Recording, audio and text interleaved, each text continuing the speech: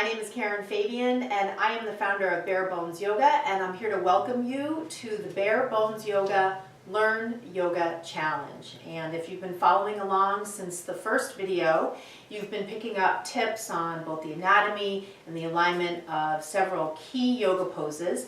And here we are at video number 3. And I'm really going to dive right in. I'm assuming that as you're watching this video, you've watched number 1 and number 2. And if you've missed those, just go back and watch those, because everything really kind of builds on the prior learning. So I have a lot to cover, so I really want to dive right in today. I want to start out by acknowledging and mentioning some of the comments that I got, both through email and both on YouTube, to the earlier video, video number 1.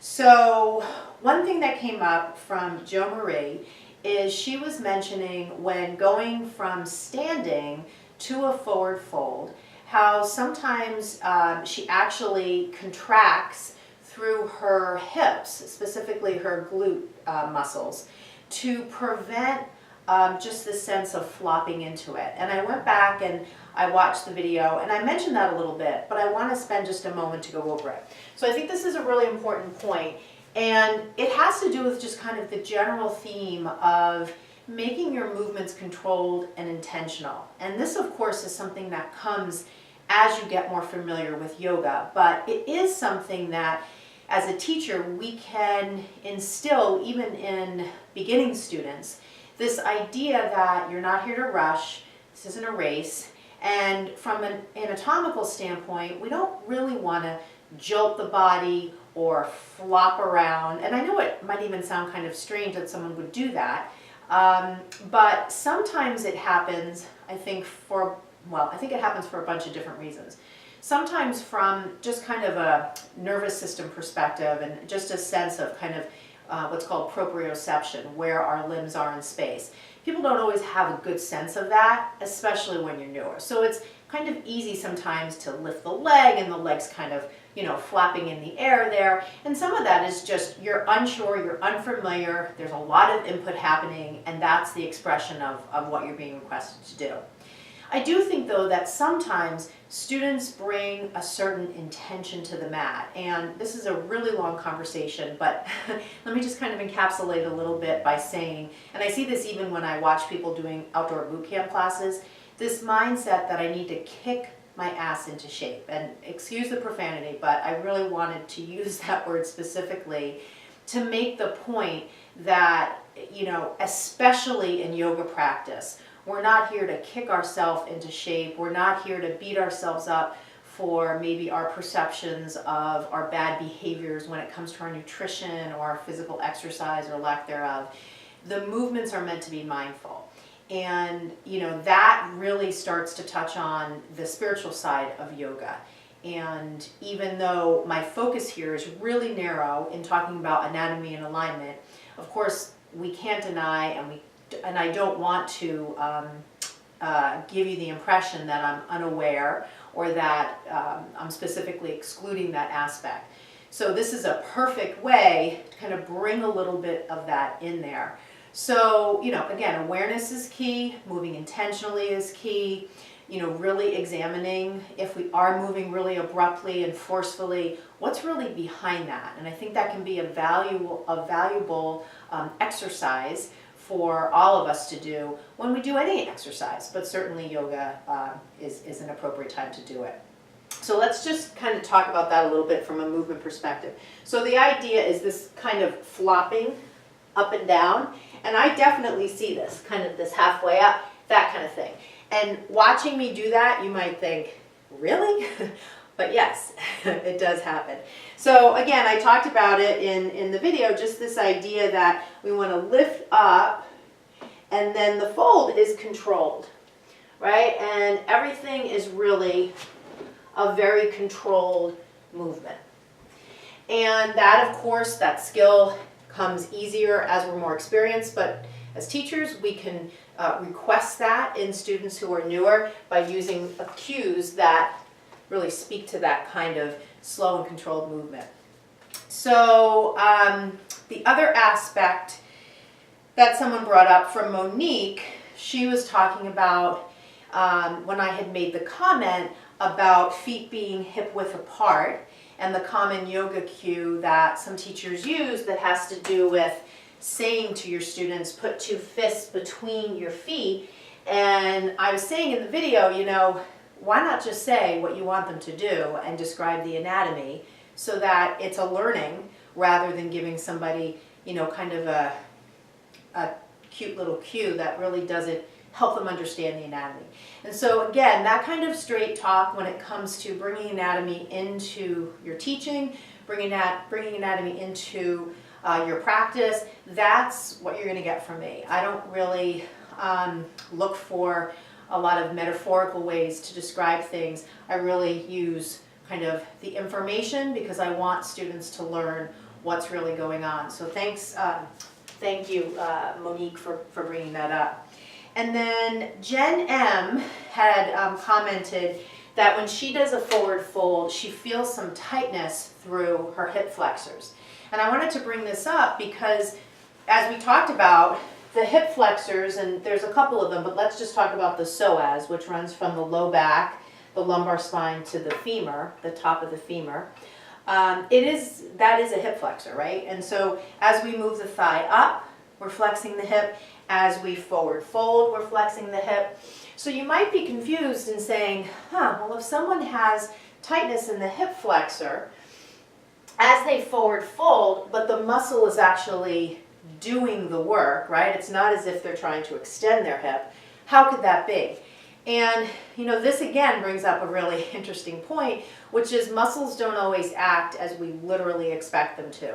And sometimes a weak muscle, for instance, can give us some feedback, just as a tight muscle can give us some feedback.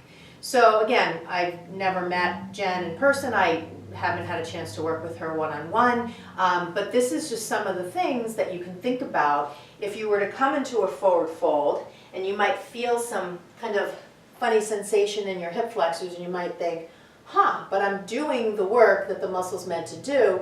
Is that really the problem, or is it that I need to lengthen it? And so I think as you work with students, if you're a teacher watching this, sometimes it's helpful to take that part of the body through all the movements that is possible with that part of the body. So in this case, extension, flexion, internal and external rotation, abduction and adduction. So kind of moving in all the different planes that joint can move in to see from the student where are you getting some feedback, and that can help you kind of uncover what are some poses that might be helpful for that person to do to work the joint in different directions and to kind of start to uncover what that issue is. It's not an exact science, and even though the anatomy information is very specific and very factual, as it applies to every individual person is very individual. So those are some questions that we got from the prior video. One of the other things I wanted to do is I realized when I made video number 2, I kind of glazed over the low push-up part, and that's a really important part of that sequence that we covered in video number 2, so I want to spend a moment here to go through that. So when we talk about sun salutations and we look at the components, so we're reaching up, and then we talked about forward folding with control, right? And then the half lift, there's your long spine, and then your plank.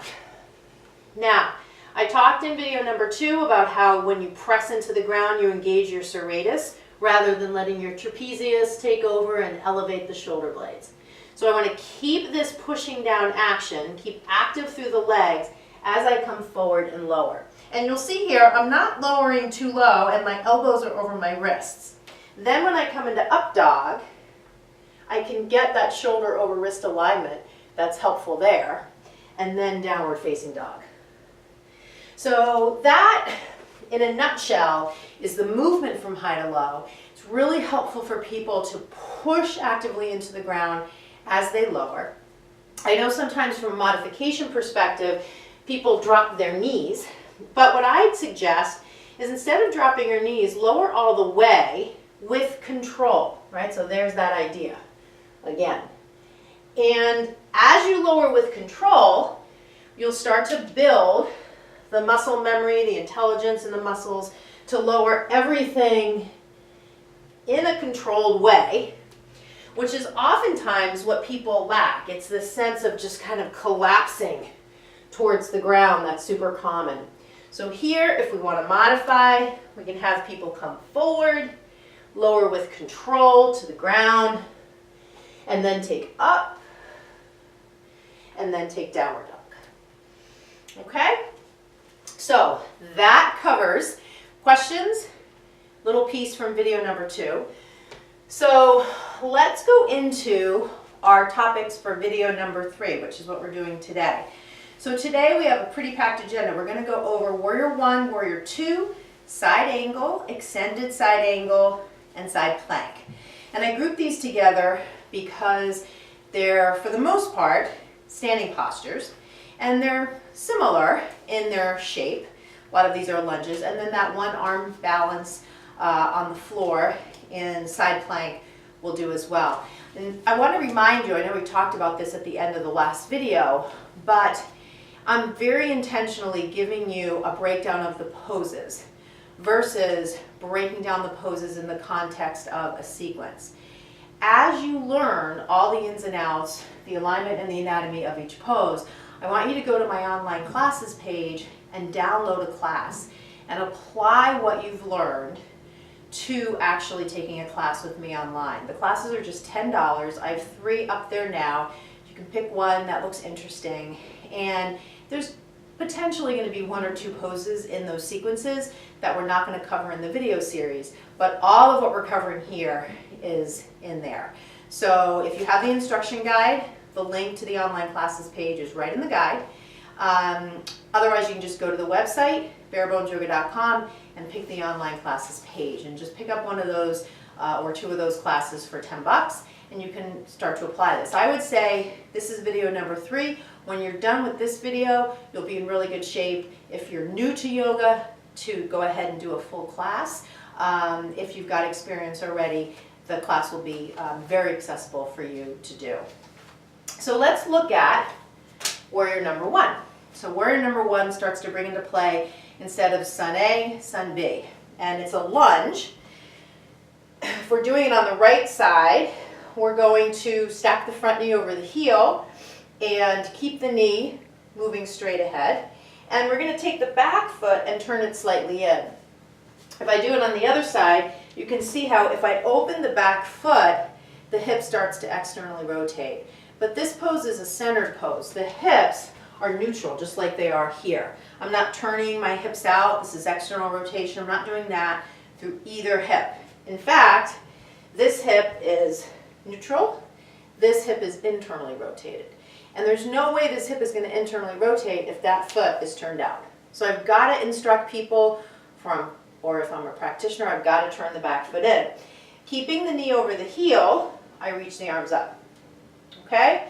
So those are the basics. What are some of the things that can happen that are not so comfortable?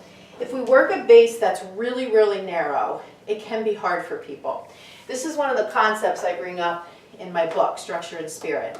Wider is steadier, narrower is not. And this absolutely applies here in this pose. So oftentimes when I teach, especially for the first warrior 1, I ask people to move the front foot over a little bit. That gives them a little more width, a little more stability. They can turn the back foot in, they can start to rotate the right hip forward, in this case, bring the left hip back, okay? Now, as people reach up, oftentimes they'll be here. And why might that happen? Well, it might happen because their pecs are tight. So the tighter your pecs, you might be inclined to be here. So again, using that wider idea, you can take the arms wider, okay? What's happening with this leg? Well, in this leg, your hip flexor, again, the psoas, is lengthening. So what if you have a tight hip flexor? Well, if you have a tight hip flexor, you're going to be inclined to pitch forward. So what could you do to accommodate for that? You could step your back foot in. You know, one of the other concepts from the Structure and Spirit book is that idea of length is a little more stretchy, while tighter in is not. So if I bring the back foot in, I don't put as much request on this hip flexor here to lengthen, and I can find my base. Really important to have the heels down in this pose. So that's your warrior one. When I take this into warrior two, I'm going to keep, in this case, a narrow line. And it's the same idea of the lunge, but with a twist. So now I'm rotating my upper body. And because of that, what oftentimes happens is the knee rotates too. And so we want to keep the patella centered. And why do we care about that? You know, this is, again, one of those things that people say. And as a student, if you ask, well, why is that important? Sometimes people will say, I don't know, that's how I was taught. And that's really the difference between teaching just alignment and teaching alignment and anatomy. And that's what I do because I want people to understand, both students and teachers, why does it make sense to do it this way? So as we think about the knee itself and the joint capsule, we've got the patella and we've got a bunch of ligaments and tendons, let's just kind of say it like that for now, that are around the knee. And so you can imagine, you know, even if you just have a stance naturally with knees knocking in, you're putting some undue pressure on the ligaments and tendons and the medial aspect of the knee, as well as compressing a little more, pinching a little more here, which starts to speak to some pressure on the cushiony pieces in between the femur and the tibia and the fibula, the lower leg bones, the menisci. So we want to kind of not unduly wear and tear on those components. So that's why we want to keep the knee centered. So as we ask people to rotate through the upper body, we're asking them to keep that front knee over the heel, keep the knee centered. So here, this hip again, just like in your warrior one, is internally rotated, but guess what? This one is not. This leg is just like if I was in a squat. It's just one half of it. So this is externally rotated. Now you'll notice I'm not sticking my hip out, right? I'm tucking the sitting bone underneath. This is always a tough thing for students to get a sense of. My sitting bone on the right, on the left, is tucking under towards my back heel. And as a result, this hip is opening. So there's your external rotation, there's your internal rotation. I'm rotating from the rib cage, right? I'm not craning my neck, I'm not overdoing the cervical spine movement, and then arms out wide. The same themes apply. Longer is stretchier, more length, you know, asking for more length from the inner thigh muscles. If it's too much, I just have to step in a little bit. So those are some really basic things. Again, I cover a lot of these essential tips in the book, Structure and Spirit, and they're really good tips to bring into your practice. So that's your warrior two. Let's talk about side angle. So side angle is basically your warrior type lower body. Actually, I'm going to do it this way. Your warrior type lower body with a side bend.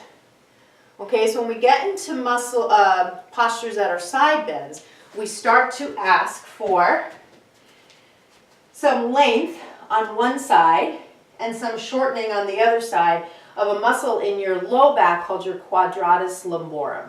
And the name is quadratus, so quad four. So it's kind of a four-sided muscle. Basically, you can kind of think of it as lower rib to the top of the pelvis. If you were to hike one of your hips up, it gets shorter over here and longer over here, and vice versa. So when we do something like side angle, we keep the narrow base of our warrior two. We keep the knee over the heel and the knee centered, and we come into the side bend. So now we're lengthening the QL on this side, we're contracting it on this side, and then on the opposite side we'll do the converse. So there's a couple different variations. We can take the upper arm over the head. I really like to have people put a block right behind the shin, shoulder over wrist, and then take the top arm up and over. Right? There is a variation where you can take the arm behind the back. Just be sure as people do that, they don't overdo turning through the neck. Think about it as a shoulder opener. A lot of people don't get this. They get aggressive, they want to go for the bind, and then they end up facing the ground. This is not a pose. I don't know what that is. You know, and that really comes from misinformation, lack of cueing, lack of teachers just basically saying, what I would say is if you're facing the ground, you're not in the pose. right? We need to think about what is the point. That's one of the things I go through in my anatomy guide. I go through every single pose, and I did this really intentional, and I use the same template for every pose. Primary action, key actions, key muscles in action, joints in actions, modifications, things to look for as a teacher, and then speaking to mind. So every pose has the same breakdown because I want readers to understand how to do each pose, but how to understand key aspects of it. So in this posture, from the perspective of the shoulders, we're trying to externally rotate this upper shoulder. We're trying to turn that open, which we certainly cannot do if we're double bound and now the shoulder is internally rotated. So I never teach binds. Maybe in a workshop, but rarely. I would much rather see the majority of students get full access into the benefit of the pose, take the half bind, life is good. They can externally rotate that shoulder without overdoing the neck and keep that nice opening through the front line of the body. So that's your side angle. For the next pose, we actually already talked about that, the extended side angle. So extended refers to this upper arm. All right, so here's your side angle, here's your extended side angle, here's your half bind. You can do it with the arm like this, or you can do it with the block. So that gives you a couple of those variations there.